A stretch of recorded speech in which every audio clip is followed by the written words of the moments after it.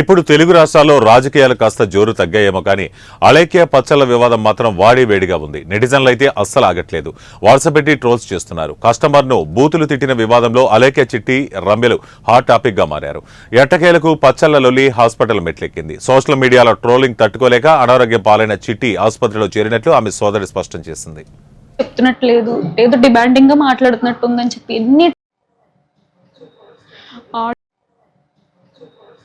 Audio release అయింది. తన తప్పు తెలుసుకొని అపాలజీ వీడియో కూడా చేసింది. అయినా కూడా అపాలజీ వీడియో నువ్వు అపాలజీ చేసినట్లేదు, సారీ చెప్తున్నట్లేదు, ఏదో డిమాండింగ్ గా మాట్లాడుతున్నట్టు ఉందని చెప్పి ఎన్ని ట్రోల్స్ అంటే, ఏడుచు తిన్న వీడియోకి కూడా మీరు ట్రోల్స్ వేసి చెప్పారు. అలాగా అపాలజీ చెప్పిన వీడియోకి కూడా మీరు ట్రోల్ వేసారు. ఇప్పుడు చూడండి తన పరిస్థితి ఎలా ఉందంటే, హాస్పిటలైజ్ అయ్యింది.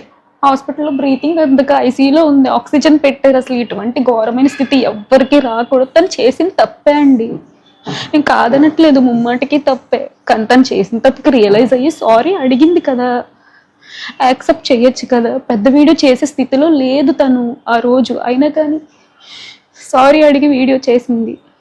కానీ ఈరోజు ఆ వీడియోకి కూడా ట్రోల్స్ వేస్తున్నారు. మీమ్స్ పేజెస్ వాళ్ళు, ట్రోల్స్ పేజెస్ వాళ్ళు, ఎవరైతే ఇన్స్టాగ్రామ్లోని యూట్యూబ్లోని థంబ్నెయిల్స్ పెట్టి మరి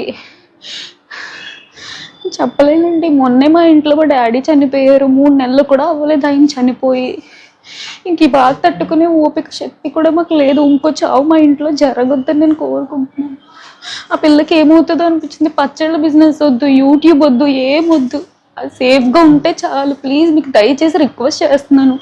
ఈ ట్రోల్స్ మీమ్స్ ఏవైతే ఉంటే కొంచెం ఆపండి. మిమ్మల్ని